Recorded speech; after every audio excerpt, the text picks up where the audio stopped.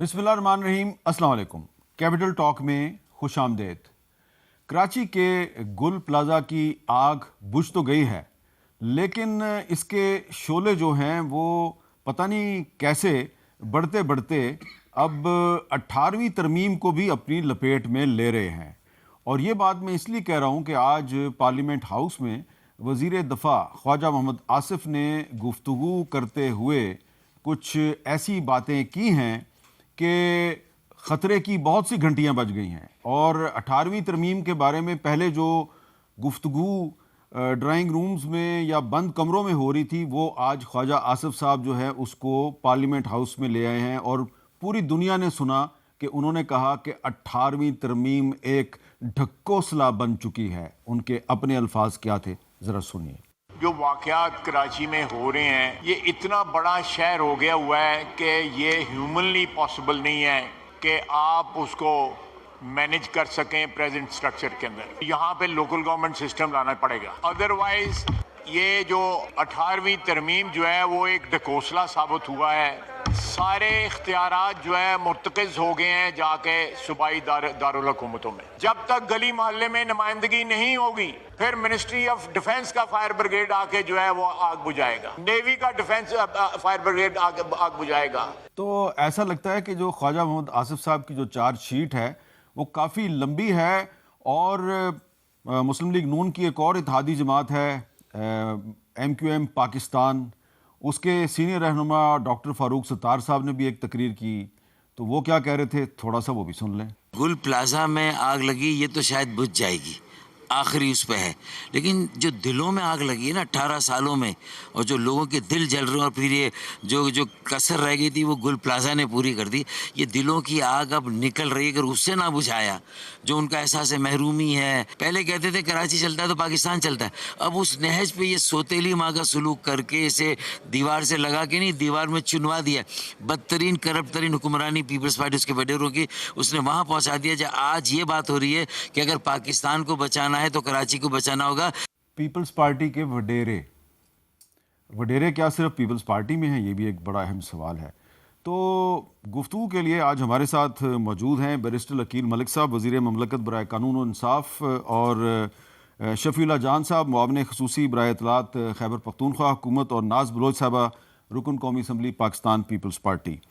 तो सबसे पहले ये बताइए अकील मलिक साहब कि क्या गुल प्लाज़ा की आग जो है, क्या वाकई ये 18वीं तरमीम को अपनी लपेट में ले रही है? बिस्मिल्लाहिर्रहमानिर्रहीम। मीर साहब, ये तो मुझे नहीं पता कि वो वाक़तन जो एक अफसोसनाक वाक़या हुआ गुल प्लाज़ा का, क्या उसकी आग जो है वो 18वीं तरमीम तक पहुंची है या नहीं पहुंची है, उसको लिपट में लेगी या नहीं लेगी।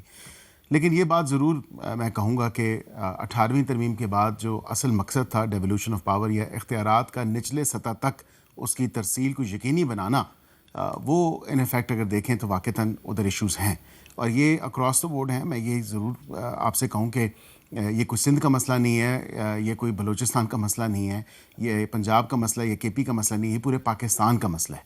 और पूरे पाकिस्तान का मसला इसलिए है कि मैं बसीयत MNA, ये मेरा काम नहीं है कि मैं वहाँ पे गली भी अपने हल्के में देखूँ, मैं नाली भी देखूँ, मैं सड़क भी देखूँ। ये लोकल गवर्नमेंट को जब तक हम एम्पावर नहीं करेंगे या इख्तियारात की जो तरसील है निचले सतह तक या निचले लेवल तक, तो कम अज़ कम ये काम जो है। और आज ख्वाजा साहब ने भी यही बात की, उन्होंने कहा मैं जब अपने हल्के में जाता हूँ तो मेरे पास जो लोग आते हैं या साइलिन आते हैं, और इसी तरह मेरे साथ है कि मेरे हल्के में जो साइलिन आते हैं, मुझे ये तमाम तर इशूज़ देखने होते हैं। मैं नेशनल लेवल पे भी इशूज़ देखूँ, मैं इंटरनेशनल लेवल पे भी देखूँ, हम पॉलिसी फॉर्मुलेशन। और अब तो सूरत हाल ये आपके हल्के की शायद आपको ना पता हो या हो सकता है आपको पता हो कि जिस तरह आज़ाद कश्मीर में लोगों ने खुद फंड्स इकट्ठे करके सड़कें बनवानी शुरू कर दी हैं, अब आपके हल्के में भी हुकूमत सड़कें नहीं बना रही, लोग खुद फंड्स इकट्ठे करके अपनी सड़कें बना रहे हैं। कोई एक आइसोलेटेड इंसिडेंट हुआ है जो एक गली का इशू था, क्योंकि फंड्स का इशू होता है, हम सब है, मैंने उसको क्रॉस द बोर्ड होता है, और मुझे कोई इसमें मैं शर्म महसूस नहीं करता। मैं अपनी ज़ाती जेब से भी जो है वो उनकी मदद इमदाद करता हूँ और गाय बगाय करता रहता हूँ। और आपने इस फंड में भी पैसे डाले हैं? मैं बेहतर है कि अब उस तफसील में ना जाऊं तो बेहतर है, लेकिन ये है कि वाक़तन ये इश्यूज़ हैं, लेकिन लोगों के जो लोकल गवर्नमेंट की तक जो रसाई है, जो ग्रीवेंसेस का रिड्रेसल है, वो होना चाहिए। اور وہ سسٹم آپ جب تک انٹیکٹ نہیں رکھیں گے تب تک آپ ایک بہتر جو ہے ماحول فراہم نہیں کر سکتے لوگوں کو. جی شفیع جان صاحب، یہ جو 18ویں ترمیم پر اعتراضات کیے جا رہے ہیں کہ یہ جو گل پلازا میں جو آگ لگی ہے اس کی بہت سی وجوہات میں سے ایک وجہ یہ بھی ہے کہ جو وہاں پہ جو لوکل گورنمنٹ ہے وہ امپاور نہیں ہے اور فائر بریگیڈ کے لیے بھی ادھر ادھر ان کو رابطے کرنے پڑے. تو آپ کو کیا لگتا ہے کہ یہ 18ویں ترمیم اگر ختم کر دی جائے تو مسئلے حل ہو جائیں گے؟ سب سے پہلے آپ کا شکریہ امیر صاحب. میرے خیال نہیں ہے کہ 18ویں ترمیم ختم کرنے سے مسئلے ختم ہوں گے، لیکن اب ہم جس نہج پہ پہنچ چکے ہیں ہم ہر چیز کو اب ریویو کرنا پڑے گا. میں ریسنٹلی کراچی سے ہو کے آیا ہوں، ہماری اسٹریٹ موومنٹ تھی. اس شہر کی جو صورتحال ہم نے دیکھی ہے ہمیں ایسا لگ رہا تھا جیسے ہم کوئی 40 سے 50 سال پیچھے آ گئے ہیں، صفائی کے حوالے سے، سڑکوں کے حوالے سے. کون سے علاقے میں گئے تھے آپ؟ ہم شارع فیصل میں گئے، ہم بلدیہ میں گئے. بلدیہ میں روڈ ہی نہیں تھا، بلدیہ میں نے روڈ ہی نہیں دیکھا. گٹر کے ڈکن نہیں ہے، پانی پینے کا پانی تک نہیں ہے. واٹر ٹینک مافیا ایک الگ بیٹھا ہوا ہے. 17 سال سے ان کی گورنمنٹ ہے. فائر بریگیڈ کا یہ حال ہے کہ 24 گھنٹوں میں ان سے آگ نہیں بجھ رہی. ٹھیک ہے آبادی زیادہ ہے، پاپولیٹڈ سٹی ہے، میئر بھی ان کا ہے، صوبائی حکومت بھی ان کی ہے، فیڈرل گورنمنٹ میں بھی یہ رہے ہیں، صدر بھی اس وقت ان کا ہے. لیکن جو ان کی نااہلی ہم نے دیکھی ہے، آپ وڈ یو بلیو، آپ کو ایسا لگے گا کہ ہم کوئی 40 سے 50 سال پیچھے آ گئے. ایک چادر جو ہے وہ استعمال کی اور بعد میں پھر اس کی خلاف نہیں میر صاحب دیکھیں، میں نے یہی ہے نا غصہ تو آپ کو؟ نہیں غصہ یہ نہیں ہے میر صاحب. سعید غنی صاحب آئے، انہوں نے اجرک اور ٹوپی پہنائی، ہم نے ویلکم بھی کیا. میں نے خود ٹاک شو میں پیپلز پارٹی کا جو رویہ ہمارے ساتھ پہلے 2 دن تھا، میں نے خود تعریف بھی کی، میں نے ان کا شکریہ بھی ادا کیا. لیکن بعد میں ان پہ پریشر پڑا اور پھر اگلے 2 دن یہ پریشر برداشت نہ کر سکے اور اس کے بعد جو شیلنگ ہوئی، جو چیزیں ہمارے ساتھ ہوئیں وہ بھی آپ کے سامنے ہیں. اجرک کی انہوں نے لاش نہیں رکھی لیکن سندھ کی عوام نے اور کراچی کی عوام نے بھرپور طریقے سے علاج. اچھا، اب ناز بلوچ صاحبہ، اب آپ نے ظاہری بات ہے جواب تو دینے ہیں، لیکن ایک جو یہ جس پریشر کا ذکر کر رہے ہیں نا، اصل پریشر وہ نہیں ہے. اصل پریشر یہ ہے تاریخ کا پریشر. کراچی میں یہ ایسا واقعہ پہلی دفعہ نہیں ہوا. اس سے زیادہ بڑے واقعات ہوئے، زیادہ بڑی تعداد میں لوگ ان میں جل کے مارے گئے. تو اس وقت کیا ہوتا تھا؟ ایک دفعہ ایسا واقعہ ہوا، بلدیہ میں ایک فیکٹری جل گئی تھی. تو اس وقت کے جو وزیر تھے، جو متعلقہ وزیر تھے، انہوں نے کیا کیا تھا؟ ذرا ایک پرانا کلپ دیکھیں جی، سہیل وڈائی صاحب کے شو کا دکھائیں. آپ شاید پاکستانی تاریخ کے پہلے صوبائی وزیر تھے. انہوں نے سانحہ بلدیہ ٹاؤن میں 260 افراد کے جلنے پر رضاکارانہ استعفیٰ دے دیا. کیا مقصد جرم قبول کرنا تھا یا پھر کوئی نئی مثال قائم کرنا چاہتے؟ میں نے یہ استعفیٰ اس لیے بھی دیا کہ ایک تو انکوائری ہو، ٹرانسپیرنٹ ہو، نمبر 2 ان کو کمپنسیشن مل جائے. اور میرے پاس اختیارات ہی نہیں، اور یہ سارے کے سارے اختیارات جن کے پاس تھے وہ وہاں موجود بھی نہیں تھے. کن کے پاس تھے اختیارات؟ بنیادی طور پہ تو لیبر ڈپارٹمنٹ اور سول ڈیفنس اس کے ذمہ دار تھے. آگ جلنے کا اتنا بڑا واقعہ، کئی انکوائریاں ہوئیں، کئی ماہ گزر گئے، ذمہ دار کو سزا ہی نہیں مل سکی. اگر میرے پاس یہ اختیارات ہوتے تو سیکرٹری سے لے کر نیچے تک سارے لوگ جیل میں ہوتے. اچھا، اب یہاں سے میرا سوال شروع ہوتا ہے کہ اتنی اخلاقی جرت آج کسی کو نہیں دکھانی چاہیے کہ اتنے لوگ جل کے مر گئے، کوئی ایک استعفیٰ ہی آ جاتا. بسم اللہ الرحمن الرحیم. حامد میر صاحب، چونکہ میرا تعلق کراچی شہر سے ہے اس لیے گل پلازا جو ہے میں سمجھتی ہوں جس طرح اس کا درد عقیل صاحب کو، شفیع کو یا آپ سب کو ہے، وہ سیم اسی طرح کی تکلیف جو ہے وہ ہمیں ہے. کیونکہ آپ کا سکول گل پلازا کے پاس؟ میرا سکول کا رستہ گل پلازا کے پاس تھا. میں کراچی میں ماما پارسی سے پڑھی ہوں، روزانہ کا ہمارا آنے جانے کا رستہ تھا. لیکن دیکھیں بات یہ ہے کہ یہ جو ابھی آپ نے ویژولز چلائے ہیں، ایک ہوتی ہے آگ جو لگائی جاتی ہے. گل پلازا میں آگ لگائی نہیں گئی ہے. اب تک کی جو انکوائری رپورٹس ہیں اس کے مطابق یہ ایک حادثہ تھا.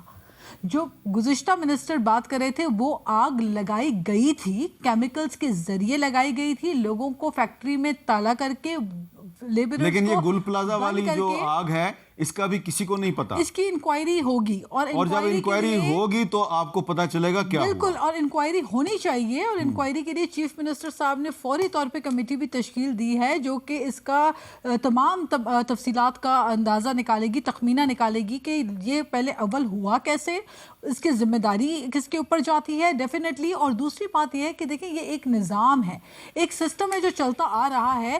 آج بہت آسان ہے ہمارے لیے دوسری جماعت کا یہ کہنا کہ جناب 18 سال سے پیپلز پارٹی, اور یہ کہہ وہ رہے ہیں کہ جن کے پاس میئرشپ کے بار بار مواقع میں رہے. فاروق ستار صاحب خود میئر کراچی رہے, مصطفیٰ کمال صاحب خود میئر کراچی رہے, اس سے پہلے جماعت اسلامی کے میئر کراچی میں رہے. پاکستان پیپلز پارٹی کو پہلی دفعہ میئرشپ ملی ہے.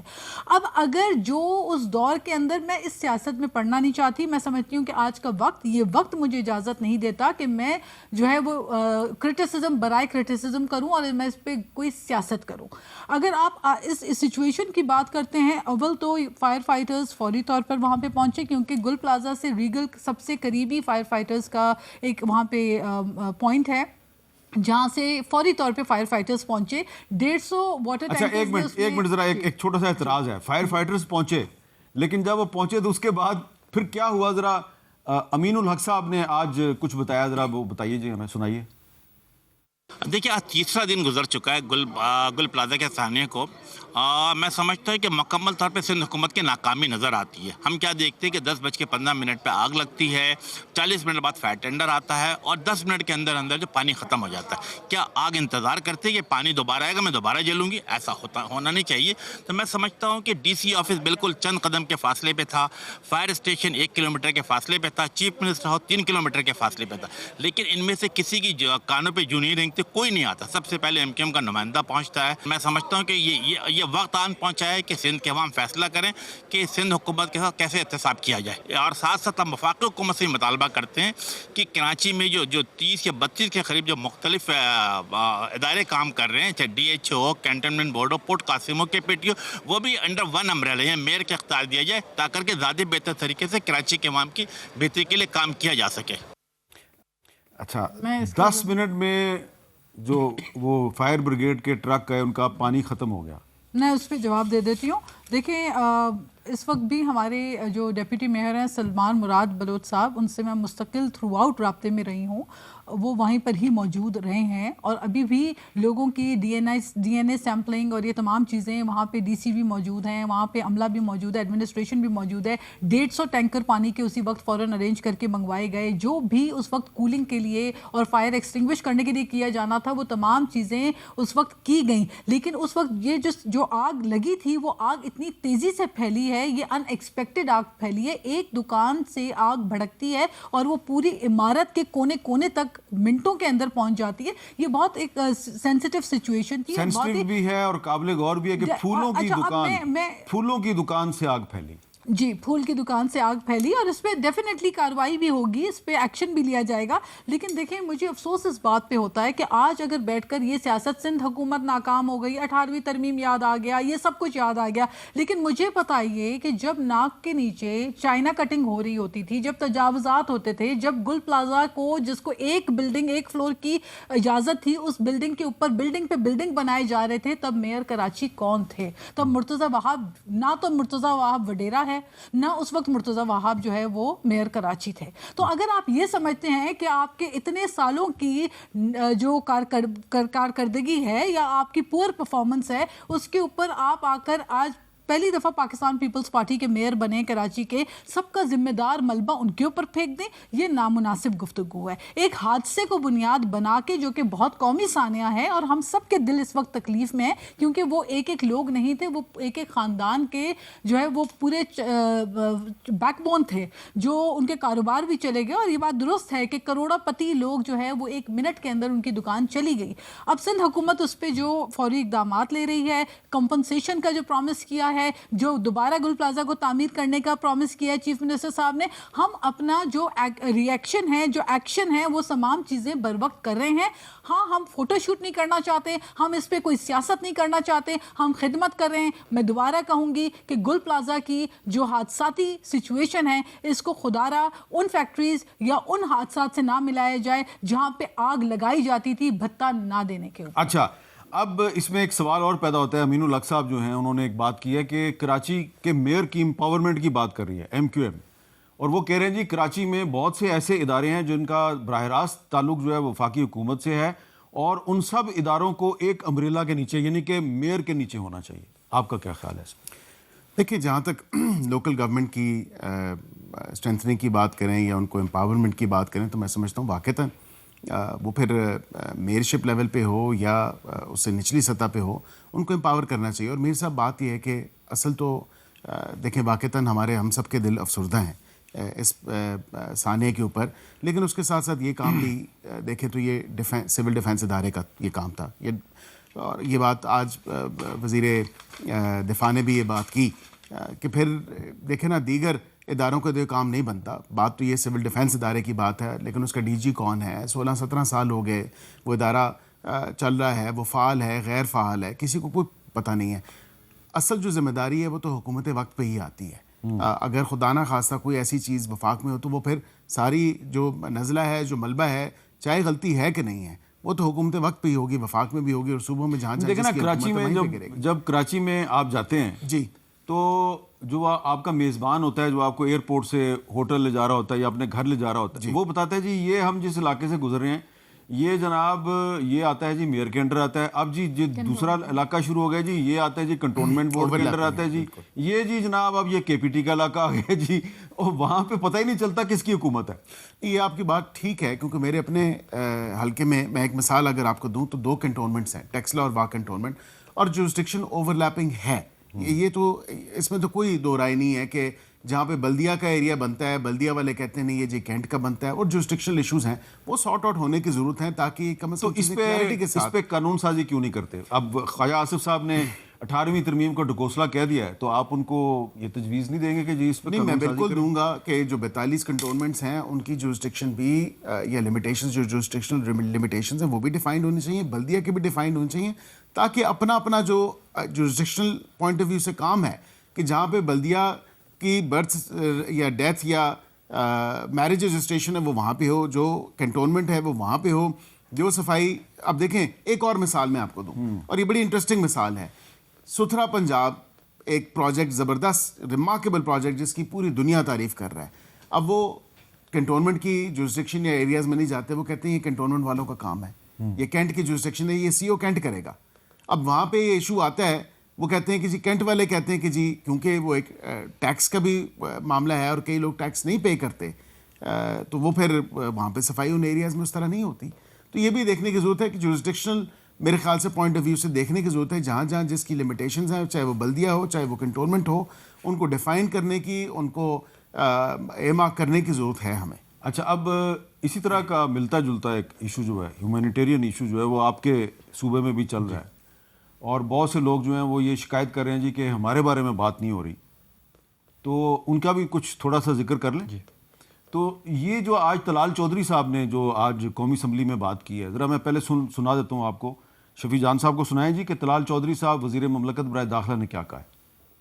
जो कि इस वक्त केपी में या साबक फाटा में हो रहा है, उसमें सूबाई हुकूमत पूरी ऑन बोर्ड है। इस वक्त के जो एक्शंस हैं, जो अभी इन्होंने नए सीएम अपने सीएम लेकर आए हैं, ये उनके फैसले के बाद हो रहे हैं। बताएं मुझे, कैबिनेट ने फैसला नहीं किया कि 5 अरब रखें? बताएं मुझे, सीएम ने ये फैसला नहीं किया कि ये जो एक्शन है उसकी एक एग्रीमेंट से मुशावरत के साथ हो रहा है? सूबाई हुकूमत और जो वहां के ट्राइबल एल्डर्स हैं, उनकी मुशावरत से एक प्रॉपर एग्रीमेंट के बाद एक्शन जो है वो शुरू किया गया है।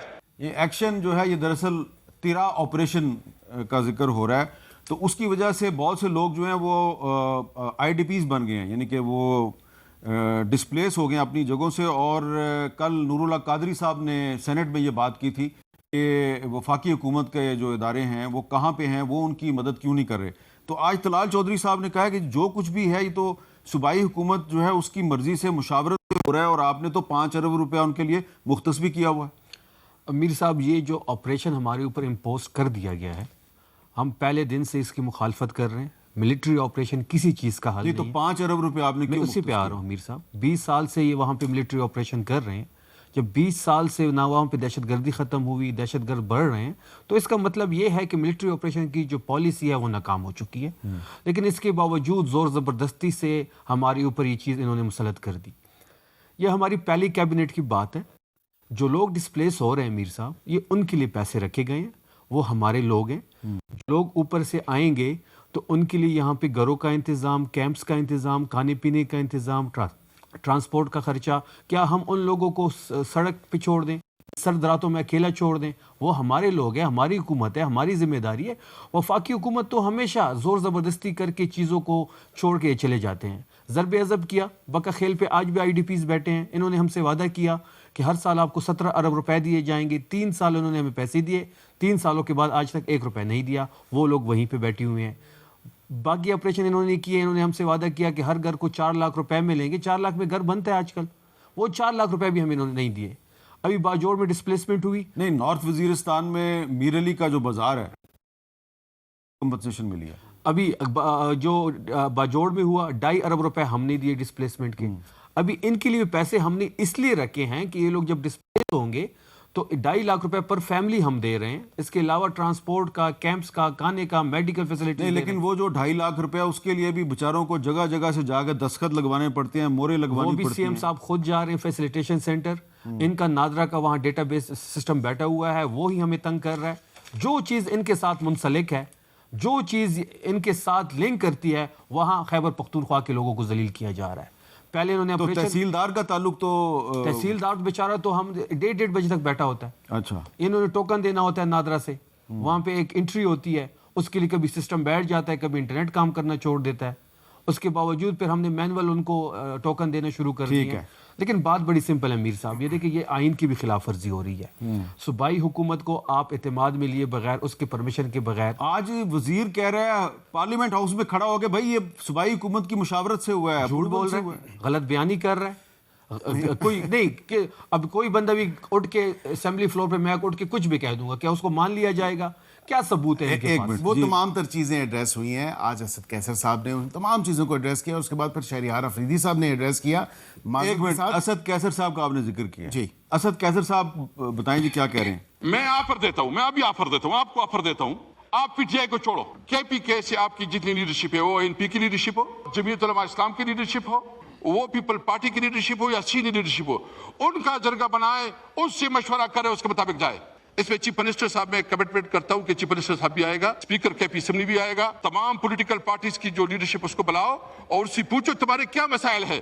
یہ بیٹھ کے کیا پتا ہے اس کو تو ایک پرچی ملتی ہے اور اس پرچی میں ایک تقریر ملتی ہے, اور تقریر میں زبان ماشاءاللہ اتنا ہے. جی, یہ خیر سخت الفاظ ہے. میں ظاہری بات ہے غیر پارلیمانی گفتگو بھی بیچ میں کوئی ایسے الفاظ بھی آ گئے, لیکن البتہ اب لاجک کیا ہے میرے بھائی شفیع کی؟ لاجک یہ ہے کہ 4 لاکھ روپیہ اس وقت حکومت نے بتایا اور ابھی جو ہے انہوں نے مختص کیا, اور انہوں نے کہا کہ 4 لاکھ میں کون سا گھر بنتا ہے. وہ بھی بات کی, وہ بھی نہیں دی ہے. یہ ان کی ایلیگیشن ہے. لیکن اس کے ساتھ ابھی یہ کہہ رہے ہیں کہ جو انٹرنلی ڈسپلیس یا آئی ڈی پیز ہیں ان لوگوں کی نقل مکانی کے لیے ہم ان کو 2.5 لاکھ روپے دے رہے ہیں. 2.5 لاکھ میں کون سا گھر بنتا ہے؟ گھر تو نہیں بنا رہے, وہ تو اس لیے دے رہے ہیں کہ نیچوں کو سیٹل کرنا ہے. جب واپس جائیں گے جو نقصان ہوگا وہ تو آپ بھریں گے نہیں, ہم ہی بھریں گے. میں تو ظاہری بات جو 2.5 نہیں, آپ غلط کر رہے ہیں. آپ کو 1% ایکسٹرا ملا آج. تمام تر جو آپ جو دیکھیں نا, ایک جو بہت میر صاحب غلط بیانی سے کام آپ غلط بیانی کر رہے ہیں. اچھا, میرا خیال ہے کہ اختلاف رائے کریں. ایک منٹ, این ایف سی کا انہوں نے ذکر کیا, میں جو 1% مل رہا ہے نا, وہ انفراسٹرکچر میں جو چیزیں تباہ ہوئی اس کے لیے مل رہا ہے. وہ بھی 3% پہ جانا تھا, وہ بھی یہ نہیں بڑھا رہے.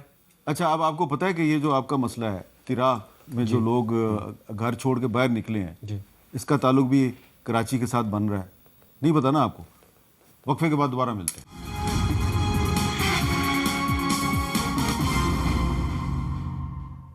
کیپٹل ٹاک میں دوبارہ خوش آمدید.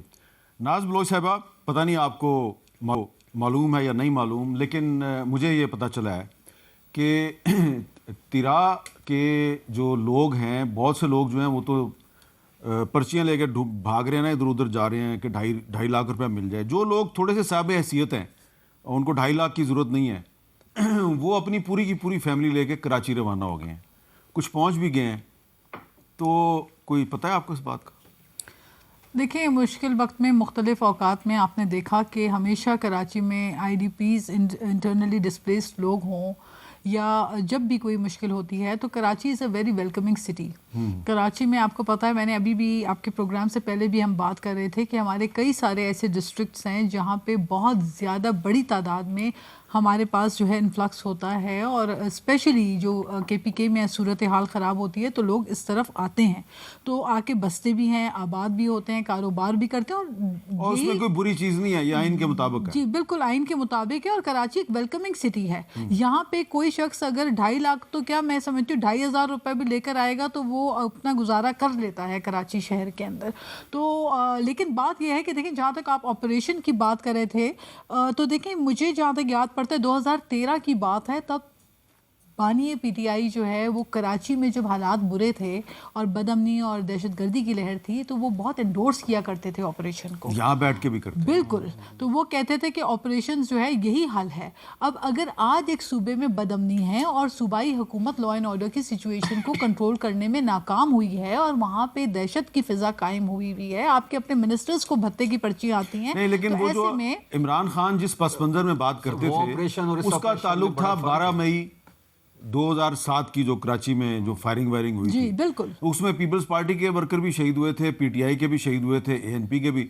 تو وہ اس بیک گراؤنڈ میں وہ بات ہے, اس کا تعلق آپ تیراک کے ساتھ تو نہیں ملا سکتے. دیکھیں آپریشن جو ہے اگر وہاں پہ جو KP میں صورتحال ہے جو دہشت گردی دوبارہ سر اٹھا رہی ہے اس کو کنٹرول کرنے کے لیے اگر ہماری فورسز آپریشن کرتی ہیں تو وہ دہشت گردوں کو پیچھے ہٹانے کے لیے, ایک طرف آپ کہتے ہیں کہ افغانستان سے دہشت گردی پاکستان میں آ نہیں رہی, جو کہ دنیا مان رہی ہے, یونائٹڈ نیشنز مان رہا ہے کہ افغانستان سے انفلکس ہو کے پاکستان میں دہشت گردی آ رہی ہے. ہماری افواج پاکستان کہہ رہی ہے کہ ہمارے پاس تمام ثبوت اور شواہد موجود ہیں کہ افغانستان سے انفلکس ہو کے آ رہی ہے. آپ ماننے کو تیار نہیں ہیں تو پھر آپ اس کا مقصد یہ کہہ رہے ہیں کہ KP کے اندر لا اینڈ آرڈر کی اتنی بری انٹرنل سچویشن ہے جو آپ سے کنٹرول نہیں ہو رہی, کیوں پھر آپ آئیڈینٹیفائی نہیں کر پا رہے لوگوں کو, کیوں آپ کنٹرول, تو آپ کے کنٹرول سے جب چیز باہر ہے تو میرا خیال ہے ایسے میں ایک ملک کی امن کے لیے, سلامتی کے لیے اگر ایک آپریشن کیا جا رہا ہے تو اس کو آپ کو سپورٹ کرنا چاہیے. اس کے خلاف بیان بازیاں, تقاریر, اور پھر اوپر سے ٹھیک ہے آپ آئے, آپ نے ایک صوبے میں ایسی سچویشن ہے, کریٹیکل سچویشن میں آپ کے چیف منسٹر جو ہے وہ آئے دن اگر آ کے دوسرے صوبوں میں اگر آپ نے تنقید کرنی ہے تو میرا خیال ہے بات تو ایسے کی جاتی ہے جیسے کہ KP کے 2050 کی ایڈوانسمنٹ کی جو ہے وہ منزلیں چھو رہا ہے اور باقی صوبے پیچھے رہ گئے ہیں. یہ باتیں مناسب نہیں ہیں. جی کچھ چھوٹا رسپانس کر دیں پھر میں. جہاں تک انہوں نے بات کی KPK کی حکومت کی اور آپریشن کی اور افغانستان کی دہشت گردی کی, ایک بہت کوہرام مچایا جا رہا تھا CM صاحب کے بیان پہ, تو کیا یہ اچھا نہیں ہوتا کہ خیبر پختونخوا کی حکومت بھی بیٹھتی, فیڈرل حکومت بھی بیٹھ جائے, سیکیورٹی ایجنسیز بھی بیٹھ جائے اور ہمیں بریفنگ دے دیں, ہمیں اعتماد میں لے لیں. ہمیں تو یہاں بات ہی نہیں ہم سے کی جا رہی, ہمارے اوپر تو یہ زور زبردستی امپوز کیا جا رہا ہے. اگر ہمیں ایک بریفنگ دے کے ہمارے سامنے کیا یہ امپریشن یا یہ دعویٰ درست ہے کہ وہ جب کہتے ہیں جی کہ آپ دہشت گردوں کی مذمت کریں, TTP کی مذمت کریں, تو شفیع جان کہتے ہیں میں نہیں مذمت کروں گا. میں تو 10 دفعہ کر چکا ہوں. یہ امپریشن پھر کیوں ہے؟ پاکستان کی ریاست میں پاکستان کے آرم فورسز پہ, سیویلین پہ جو بھی دہشت گردی کی کارروائیاں ہوتی ہے وہ دہشت گرد کہلاتے ہیں, ان کے خلاف کارروائی ہونی چاہیے. اب اس سے بڑھ کر آج تو وزیر اعظم صاحب نے بھی کہہ دیا ہے کہ یہ جو دہشت گرد ہیں ان کو PTI کی حکومت لے کے آئی ہے پاکستان. جولائی 2022 میں ہماری گورنمنٹ نہیں تھی, جولائی 2022 میں شہباز شریف ہی پرائم منسٹر تھا, پیپلز پارٹی کیبنٹ کا حصہ تھی. جولائی 2022 میں ہی ریسیٹلمنٹ جو ہوئی ہے ان کے سائن سے ہوئی ہے, اس کی باقاعدہ میٹنگ پڑی ہے, وہ ہماری گورنمنٹ نہیں تھی. جولائی 2022 ان کے سائن سے ہوئی ہے, بالکل ہوئی ہے. اس کو ہیڈ شہباز شریف نے کیا تھا اس میٹنگ کو. دیکھیں جس میں فائنل ڈیسیجن لیا گیا جو معاملہ ہے وہ آپ کو پتہ ہے, اور آپ کو پتہ ہے کہ جس طرح ری سیٹلمنٹ کے لیے کوششیں کی گئیں 1.5-2 سال لگا کے کم از کم, وہ عمران خان صاحب بھی کرتے رہے اور انہی کی جماعت کے جو لیڈر ہیں وہی کرتے رہے, اور وہ اس چیز کے اتنے گرویدہ تھے کہ انہوں نے کہا کہ جی یہ تو they broken the shackles of slavery. اور وہاں پہ جب کابل اگست 2021 ہوا تو وہ تمام تر بیانات سب کے سامنے ہیں. اور پھر جس طرح وہ انہوں نے کہا کہ جی ری سیٹلمنٹ, اور شو پہ بیٹھے ہوئے انٹرنیشنل میڈیا کے ساتھ بیٹھے ہوئے, غالباً TRT تھا یا اس کے نہیں ایک امریکن چینل تھا, اس کے ساتھ بیٹھ کے انہوں نے وہ بات کی. تو یہ میرے خیال سے جس طرح کے بیانات انہوں نے دیے, اور اس کے بعد اس وقت کس کے سائن ہیں, کس ڈاکومنٹ پہ ہیں, کیا ہے, میرے خیال سے ری سیٹلمنٹ کا کافی پروسیجر اس وقت ان کی اپنی دورہ حکومت میں کمپلیٹ ہو چکا تھا. ایکچولی ہمیں پاکستان میں نا, آپ وزیر قانون ہیں, ہمیں آئین اور قانون کی حکمرانی چاہیے. انگیجمنٹ ہم نے کی تھی صاحب, انگیجمنٹ ہم نے کی تھی, جیلوں کے دروازے انہوں نے کھولے تھے, فائنل اپروول جو ہے وہ شہباز شریف نے دروازے انہوں نے کھول دیے, اور ان کو جس طریقے سے لایا گیا ہے وہ سٹوری کچھ اور ہے. اچھا دیکھیں یہ سیاسی عزائم حاصل کیے جا رہے ہیں. جولائی 2022 کی بات آپ نے کی, تو جولائی 2022 میں وزیر اعظم شہباز شریف صاحب تھے. جی. آرمی چیف کون تھے؟ باجوہ صاحب تھے. آپ نے ایسے کہا جیسے باجوہ صاحب کو آپ نہیں جانتے. نہیں تو یہ سارے ملوث ہیں. ہاں میں یہ تو نہیں کہہ رہا. دیکھیں ان کی تو کوئی اختیار نہیں ہے نا. اسی طرح جس طرح آپ کا کوئی اختیار نہیں تو تھا. ہم سیکھ رہے ہیں نا. ہم نے غلطیاں کی ہیں. میں مانتا ہوں یہ مانیں گے کہ انہوں نے غلطیاں آپ نے غلطیاں کی ہیں نا. بالکل کی. ہم نے بھی بہت غلطیاں کی ہیں. ہم اس کا ازالہ تو کر رہے ہیں. تو میں اس کا ازالہ نہیں کر سکتا, اس لیے میں بریک لے رہا ہوں. بریک کے بعد دوبارہ ملتے ہیں.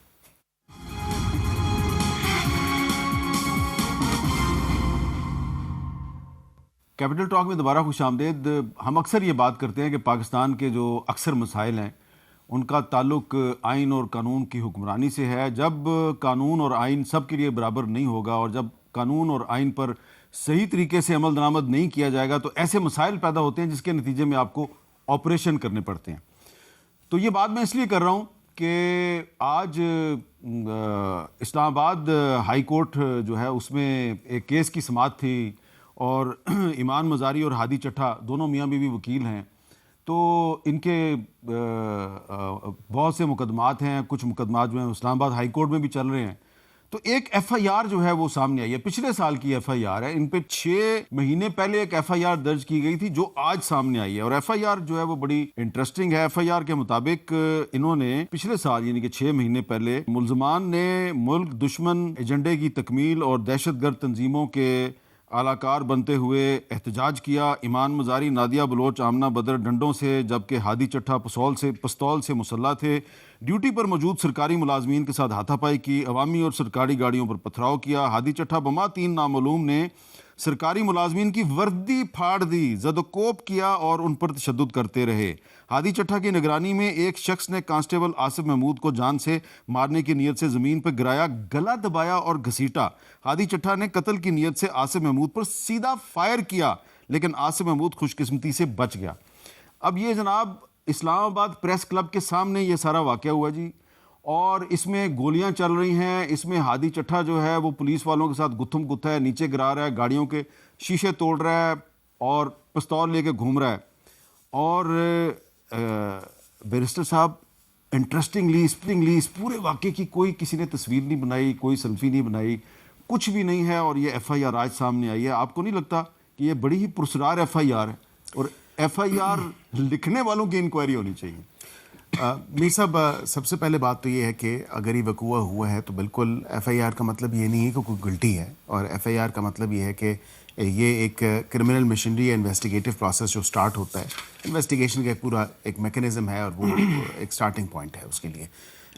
یہ کرمنل مشینری جو ہے وہ حرکت میں آ جاتی ہے, جسے عام فہم ہم اپنی لیگل لینگویج میں کہتے ہیں کہ اس طرح ایک کیس کی انویسٹیگیشن شروع ہوتی ہے. جو آپ نے کہا کہ پرسار ایف آئی آر ہے یا نہیں ہے, اب یہ تو انویسٹیگیشن جب چلے گی ہوگا تو یہ دیکھا جائے گا کہ نہیں آپ کیا چیزیں بطور ایک وکیل کے, اگر آپ ایک وکیل کے طور پہ سوچیں تو یہ ایک ایسا واقعہ ہے جس کی ایف آئی آر 6 مہینے تک کسی کو پتہ ہی نہیں تھا, اور جب واقعے کی تفصیلات سامنے آئی ہیں تو پتہ چل رہا ہے کہ اس میں فائرنگ بھی ہوئی ہے, اس میں گاڑیوں کے شیشے بھی ٹوٹے ہیں, اس میں لوگوں کو زد و کوب بھی کیا گیا ہے. اور پریس کلب کے باہر تو ہر وقت بہت سے لوگ جو ہیں وہ موبائل فون کے ساتھ موجود ہوتے ہیں. اس کی کوئی کسی نے ویڈیو نہیں بنائی. دیکھیں اس کے جائے وقت وقوع کیونکہ میری نظر سے تو نہیں گزرا کہ یہ ایف آئی آر کے کانٹینٹس کیا ہیں. میری حقیقتاً میں نے ایف آئی آر نہیں پڑھی, اور اس کی جائے وقت وقوع جو ہے وہ کیا ہے میں بالکل دیکھ بھی لیتا ہوں. لیکن اس کے ساتھ ساتھ میں یہ بھی آپ سے گزارش کروں گا کہ اسی ایف آئی آر میں جو اس کا کون سی جگہ پہ ہوا یہ وقوع, آپ نے کہا کہ نیشنل پریس کلب کے باہر ہوا. اگر نیشنل پریس کلب کے باہر ہوا تو ظاہری بات ہے وہاں پہ اگر یہاں پہ کسی نے ملک دشمن گفتگو کی ہے یا کوئی ملک دشمن نعرہ لگایا, اس کے خلاف ضرور کارروائی ہونی چاہیے, لیکن 6 مہینے پہلے ہونی چاہیے تھی نا. دیکھیں اب یہ 2 چیزیں ہیں. میں اس چیز کو بالکل کنڈون نہیں کرتا. کئی دفعہ ہوتا ہے کہ جو جس تاریخ کا وقوع ہے اس کے بعد جس تاریخ کو ایف آئی آر درج کروائی گئی ہے اس میں اگر کوئی ایسی چیز ہے جو کہ میں دیکھ کے بھی آپ کو بتا سکتا ہوں, کیونکہ فوجداری پریکٹس میں تو یہی چیزیں دیکھی جاتی ہیں, اور اگر ڈیلے ہے ایف آئی آر لانچ کرنے میں تو اس کا بینیفٹ تو اکیوز کو جاتا ہے. اب اس میں ایک بڑی انٹرسٹنگ چیز ہے شفیع صاحب کہ یہ ایمان مزاری جو ہے یہ جب آپ کی حکومت تھی تو اس وقت یہ آپ کی حکومت کے زیر تاب رہتی تھی, اور اب مسلم لیگ نون کی حکومت ہے تو ان کے زیر تاب رہتی ہے. گرفتاری ویسے اس کی پچھلے دور میں ہوئی تھی, اس دور میں نہیں ہوئی تھی. اب ان کو گرفتار کرنے کی کوشش کی جا رہی ہے اور ہو بھی جائیں گی. تو یہ ایسا کیوں ہوتا ہے کہ یہ جب تحریک انصاف کی حکومت تھی تو اس کو بھی بری لگتی تھی, اب نون لیگ کی حکومت ہے اس کو بھی بری لگتی ہے؟ دیکھیے ابھی اگر آپ ایک اور چیز میر صاحب دیکھ لیں نا, اب 9 مئی ہوا تھا 2023 میں, اب سہیل آفریدی صاحب کو اس میں چارج کر دیا گیا, مطلب 3 سال تقریباً بعد. تو یہ حکومت تو پتہ نہیں کر کیا رہی ہے, یہ پرانے ایف آئی آرز ڈھونڈ رہی ہیں, کیا کر رہی ہے, سب کو اسی میں چارج کیا جا رہا ہے. جہاں تک ایمان مزاری کی بات ہے تو اگر اسٹیٹ کے خلاف کوئی کارروائی ہو, جیسے آپ نے کہا, بالکل کارروائی ہونی چاہیے, لیکن اسی ٹائم ہونی چاہیے تھی. یہ تو نہیں ہے کہ ابھی آپ کسی اور ایشو کی وجہ سے کوئی پرانی ایف آئی آر میں اس کو چارج کر لیں. اسی طرح ہم بھی کہتے ہیں کہ 9 مئی جس طرح رانا ثناءاللہ کہتے ہیں اگر 8 فروری کی کال واپس نہیں لی گئی تو 9 مئی کے مقدمات کھول دیے جائیں گے. تو مطلب یہ ہوا کہ 9 مئی آپ نے تحریک انصاف کے لیے رکھا ہے, جیسے تھوڑا بہت آپ پہ پریشر پڑے گا آپ وہی مقدمات دوبارہ کھول دیں گے. تو یہ ملک اگر اب آگے چلنا ہے اور جس نہج پہ ہم پہنچ چکے ہیں, اس کے پاس ایک ہی راستہ ہے کہ وہ قانون کی حکمرانی ہو, اور جس کی جنگ ہم سڑکوں پہ لڑ رہے ہیں, سویلین سپریمیسی. ناز بلوچ صاحبہ وہ کہہ رہے ہیں ہم آئین اور قانون کی بالادستی کی جنگ سڑکوں پہ لڑ رہے ہیں, سویلین سپریمیسی کی جنگ سڑکوں پہ لڑ رہے ہیں. جس واقعے کا ہم ذکر کر رہے ہیں یہ پاکستان کے کیپٹل اسلام آباد کا واقعہ ہے. تو اگر اسلام آباد میں ایسے واقعات ہوتے ہیں تو اور جگہ پہ بھی ہوتے ہوں گے. دیکھیں یہ جو آپ نے بات کہی کہ اسلام آباد میں ہوتے ہیں تو اور جگہ بھی ہوتے ہوں گے, اس میں پولیس ریفارمز کی سخت ضرورت ہے. اس بات پہ کوئی شک نہیں ہے کہ بہت سارے ایسے کیسز کے اندر ایف آئی آر لانچ ہو جاتی ہے اور حقیقتاً میں آپ کو بتا رہی ہوں کہ 6 ماہ لگ جاتے ہیں گرفتاری کرنے میں. بہت سے لوگ جو ہے وہ مفرور ہو جاتے ہیں, وہ ہاتھ نہیں آتے, وہ ملتے نہیں ہیں, اور پھر کیپیسٹی کا بھی بہت بڑا ایشو ہے. کچھ لوگ ایسے بھی ہوتے ہیں ان کو لوکیٹ کرنے میں, یہ میں اس اسپیسیفک کیس کی بات نہیں کر رہی ہوں, I am not talking about this specific case, لیکن ایک جنرلی ایک ایف آئی آر کا لانچ ہونا اور پھر اس کے اندر اور ایویڈنس کی بات ہوتی ہے. اگر ایویڈنسز انف نہیں ہے, سفیشینٹ نہیں ہے, تو ڈیفینیٹلی اس کا فائدہ جو ہے وہ اگلی پارٹی کو ہی ہوتا ہے جس کو اکیوز کیا جا رہا ہے. اگر تو ایویڈنسز نہیں ہیں, موقع کے اوپر جو ہے کوئی وہاں کی فوٹیجز یا وہاں پہ کوئی اس موقع کے اوپر کوئی چیزیں شواہد انف نہیں ہوئی, تو یہ کیس کمزور ہوگا. اگر یہ چیزیں موجود ہیں تو کیس اس مطابق چلے گا. یہ اس پرٹیکولر کیس کی میں بات نہیں کر رہی, لیکن جنرلی ہمارے پاس پولیس ریفارمز کی بہت شدید ضرورت ہے, اور اس کے علاوہ ہمیں قانون سازی کی بھی بہت ضرورت ہے. ہمارے پاس بہت بڑے بڑے جو ہے وہ مجرم جو ہے وہ گیٹ اوے ہو جاتے ہیں, آسانی سے جو ہے وہ باہر آ جاتے ہیں, اور ان کو بیلیں بھی مل جاتی ہیں, بیل بھی مل جاتی ہے, اور پھر دوبارہ وہ باہر آ جاتے ہیں. بیل کیوں مل جاتی ہے ان کو؟ کیونکہ ہمارا قانون اجازت دیتا ہے. بہت سارے ایسے جرم ہیں جن کے اوپر سخت سزائیں ہونی چاہیے, لیکن ان کے اوپر بھی ہمارے پاس ابھی تک جو ہے وہ سزائیں موجود نہیں ہیں. تو یہ قانون سازی تو مل ملا کے ہوگی نا. قانون سازی مل ملا کے ہوگی. پولیس ابھی پچھلے دنوں آپ کی پارٹی کی ایک ایم این اے جو ہیں انہوں نے جہیز کے خلاف ایک بل پیش کیا, مسترد کر دیا گیا. حالانکہ جہیز کے خلاف تو سب پارٹیوں کو مل کر ایک قانون منظور کرنے کی ضرورت تھی, اس کو مسترد کر دیا گیا. دیکھیں قانون وہی بات ہے کہ قانون سازی جو ہے وہ کرنا ہمارا کام ہے, لیجسلیشن کرنا ہمارا کام ہے, لیکن دوسری طرف جو پولیس ریفارمز کی میں بات کر رہی ہوں, یہ بات میری بلکہ پارلیمنٹ میں طلال چودھری صاحب سے بھی میں نے ان سے بھی گفتگو کی تھی, اور انہوں نے اس بات کو مانا تھا کہ ہمارے پاس جو ہے کیپیسٹی کو امپروو کرنے کی بہت ضرورت ہے. زیادہ مناسب آدمی ہیں, کیوں جی پولیس ریفارمز کی ضرورت ہے. بالکل ہے. میں اور گائے بگائے وہ دیکھیں ہمارے انٹرنیشنل پارٹنرز کے ساتھ وہ ہوتے بھی رہتے ہیں. اور ابھی تو آپ ایک انٹرنیشنل کانفرنس میں شرکت کر کے آئے ہیں. جی وہ بچوں کے حقوق کے حوالے سے تھی, چائلڈ رائٹس کنونشن کے حوالے سے تھی, اور وہ بھی بڑا ان کو بھی بڑی توقع ہے کہ اس پہ بھی قانون سازی ہونی نہیں ہم نے کی. دیکھیں اب میں یہی کہہ رہا ہوں کہ ہماری ایک آنریبل ممبر ہیں, ان کا تعلق ہماری اتحادی جماعت سے ہے, شبیلہ فاروقی صاحبہ. انہوں نے بل انٹروڈیوس کروایا کیونکہ انہوں نے سندھ میں 10 سال پہلے ہی انٹروڈیوس کروایا چائلڈ میرج ریسٹرینٹ ایکٹ, اور ابھی انہوں نے اس پارلیمنٹ میں تو حکومت بھی اپنا ایک بل انٹروڈیوس کروا رہی تھی, اور پھر ہم نے ان کا بل یہ اڈاپٹ کیا, اور بڑی اچھی کوشش کاوش تھی, اور اس کو میں نے ہائی لائٹ کیا. اسی طرح ان کا ایک اور وہ ڈومیسٹک وائلنس کا بل تھا, اس کو میں نے وہ ہائی لائٹ کیا. تو قانون سازی تو ہو رہی ہے, لیکن اس کے ساتھ ساتھ effective implementation of the laws جو ہم بناتے ہیں وہ بھی ہونا ضروری ہے. اور وہ کس نے کرنی ہے؟ وہ ہم نے ڈنڈا اٹھا کے پولیس فورس تو بننا نہیں ہے. اس کے لیے واقعتاً ناز بلوچ صاحبہ بالکل ٹھیک کہہ رہی ہیں کہ کیپیسٹی بلڈنگ اور پولیس ریفارمز اس پہ بھی کام ہونا ضروری ہے, اور اس کے لیے قانون سازی کی ضرورت ہے. جی آپ تینوں کا بہت بہت شکریہ. اور یہ جو آج جن واقعات پہ گفتگو کی ہے, ان تمام واقعات کا تعلق آئین اور قانون کی حکمرانی سے ہے. اچھا, اب یہ ایک اتنا زیادہ یہ لفظ اور یہ جملہ استعمال ہوتا ہے جی کہ ہمارے مسائل کا حل آئین اور قانون کی حکمرانی ہے, تو کوئی بھی اس سے انکار نہیں کرتا, اور جو انکار نہیں کرتا اس طرح اسباب میں سر ہلاتا ہے, وہی آئین اور قانون کی خلاف ورزی करने में कोई शर्म भी महसूस नहीं करता। आपको समझ आ गई होगी मैं क्या कह रहा हूँ, इसलिए मुझे इजाज़त दीजिए। अल्लाह हाफ़िज़।